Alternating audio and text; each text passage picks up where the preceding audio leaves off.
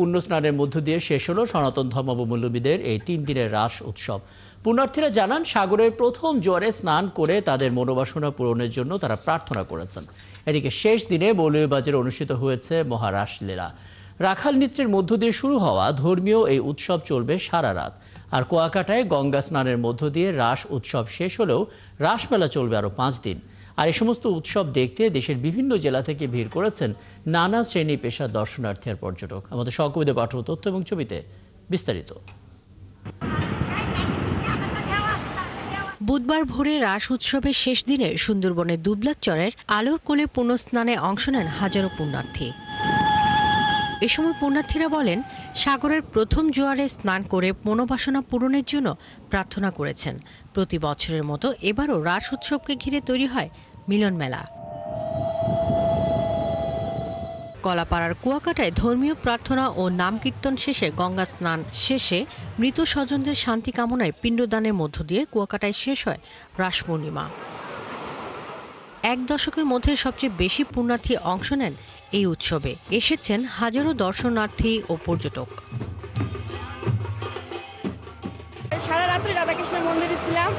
এই জায়গাতে আজকে ভোরবেলা সূর্যোদয়ের আগে গঙ্গা পূজা দিলাম। স্নান করে ফেলেছি, যাতে ঈশ্বর যাতে সবার মঙ্গল করে, এটাই কামনা করি। পুণ্য স্নানের জন্য আসছি, ঈশ্বর প্রার্থনা যে মঙ্গল কামনার জন্য তীর্থস্থান এটা। গঙ্গা স্নানের মধ্য দিয়ে সকলের শোকতাপ দূর করে সবাই এখানে এসে যুগল প্রদক্ষিণ করবেন, সবাই এখানে রাসলীলায় মত্ত হবেন। কুয়াকাটা ট্যুরিস্ট পুলিশের কর্মকর্তা বলেন, সেনাবাহিনী, র্যাব থেকে শুরু করে পুলিশ প্রশাসন ও দর্শনার্থীদের নিরাপত্তায় সর্বাত্মক কাজ করেছেন। কালী গঙ্গা, লক্ষ্মী গঙ্গা, সরস্বতী গঙ্গা, মাতৃগঙ্গা, গর্ভ গঙ্গা, গঙ্গা গঙ্গা, যমুনা গঙ্গা, দুর্গাই গঙ্গা, গুরু গঙ্গা। এবং এই অনুষ্ঠানটা পরিচালনার জন্য আমরা সার্বিকভাবে প্রশাসন এবং উপজেলা প্রশাসন, আইন শৃঙ্খলা সার্বিকভাবে সাহায্য সহযোগিতা করছে।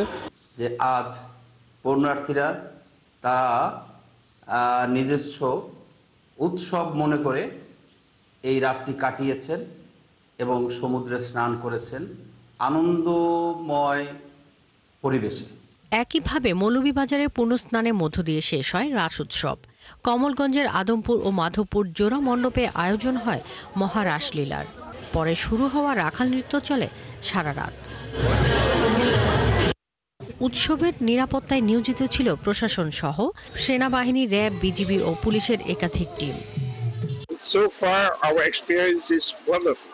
We really love the people of Bangladesh, very friendly, and we are very happy to be here. Manipuri মহালীলা সেবা সংঘের আয়োজনে এবছর 183তম মহারাসলীলা উদযাপিত হয়েছে। শাকিলা শম্পা, 71।